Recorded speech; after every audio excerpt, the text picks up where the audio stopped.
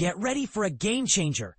Apple's latest event just unveiled a lineup that's set to redefine tech standards.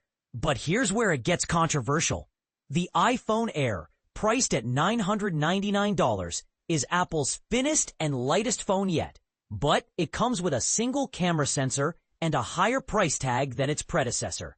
Is this innovation or overreach? And this is the part most people miss. The iPhone 17 Pro's optical zoom has been downgraded from 5 times to 4 times, though it now supports ProRes RAW capture and Genlock. Meanwhile, the Apple Watch Ultra 3 introduces satellite connectivity for emergency messaging, a feature that could be a lifesaver. However, the absence of temperature tracking in the AirPods Pro 3 feels like a missed opportunity to compete with smart rings like Aura. With pre-orders starting this Friday, the question remains, are these upgrades worth the investment? Let the debate begin.